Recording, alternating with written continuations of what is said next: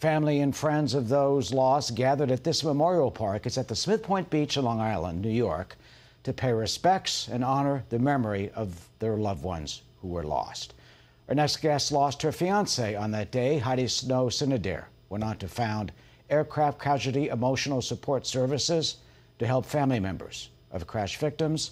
She's also the author of Surviving Sudden Loss, Stories from Those Who Have Lived It. Heidi joins us now. Heidi, our condolences, of course, on the loss of your fiance. You are married now. If you can, bring us back to that. Bring us back to that evening. The plane took off roughly 8 o'clock or so, and about 20 minutes out of JFK, exploded just off the Smith Point Beach in Long Island. Right. So that evening, I remember Michelle going to the airport, and he called me before he boarded the flight, and we exchanged our final I love yous, and he said, "Heidi, I'm going to call you when I get to Paris." And then I remember hanging up the phone, and then within an hour later, my mother calls me and she says, "Please tell me Michelle didn't go to Paris tonight." And I just remember turning on the TWA Flight 800 debris and was seeing it on the TV, and in my heart I thought, my gosh, he's strong, he's young, and they were saying they were looking for survivors. And I remember thinking, okay, if they have life rafts out there, he'll be on one of them, he can swim to shore, somehow he's going to survive this. There's no way that he got on that flight. And I just remember calling the airlines and really hoping that somehow he got onto a different aircraft. But at around 2 in the morning, I got confirmation that he actually was on board. And at that time, I had expected to see him in a couple of days, and then suddenly I learned quickly that the separation was forever. And it was really hard to absorb that. And then after that, we all gathered at a hotel near JFK Airport. And I remember going there first thing the next morning to try to find out what happened and to make sense out of things. And I just remember gathering with the families there. And then as time went on, the site shut down, but his remains had still not been found. And I just remember it being so hard and going back to New York City. And I met with the mayor at the time, and I said, is there some sort of support group for people who have lost loved ones in plane crashes? And they said, well, no, we don't have one, but we certainly need one. And right after that, I was referred to a woman who had lost her fiance on Pan Am Flight 103, which had happened 8 years earlier. And when I met her and when I sat with her, I knew at that moment that that was the care that I needed. And she was a role model to me. I knew that she got through 8 years of her grief, and I too had a chance of doing that because she did. And so I learned from that how important it was to have other people who'd been through a similar loss to help guide you through the process.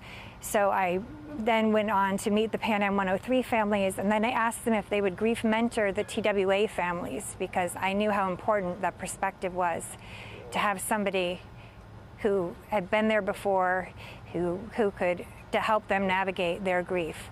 And so I set up Aircraft Casualty Emotional Support Services to ensure that no one had to go through their grief alone following their loss.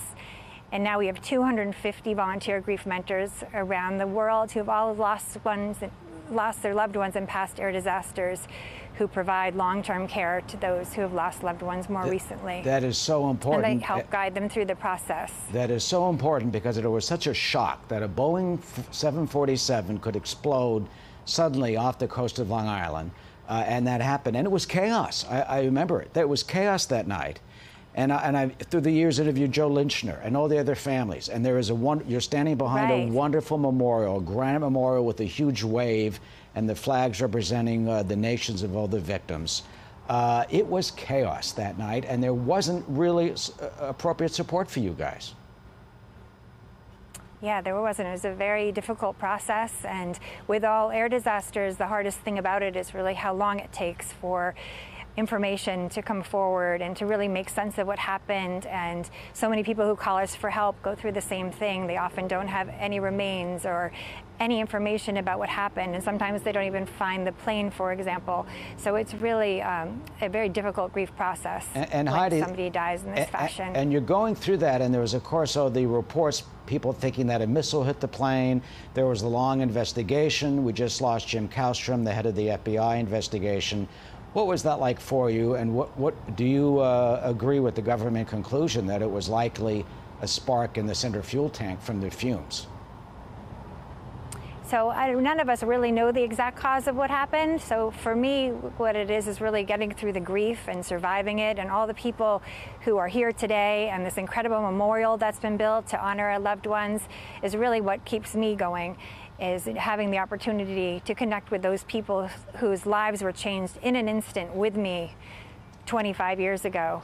And the fact that we get to come together here and people have put the effort in to build this incredible memorial is what's been really life-changing for me, knowing that there's a place to go and share the stories of survival and who these incredible people have become who have gone through such tragedy. Heidi, we thank you, and we thank all the families and those who are out there. It is a wonderful, emotional memorial. I would urge our viewers to go visit it in Smith Point, just in Santa Maricias, Long Island, right on the beautiful beach, a few miles, 7 miles from the crash site. A very important day. We will remember Michelle and all those who were lost. Heidi, thank you, and thank you for Thank you so much. Casualty Emotional Support Services, for something that none of us hope will strike our loved ones or families, but sadly does happen sometimes. Heidi, thank you. And we will be right back. Thank you.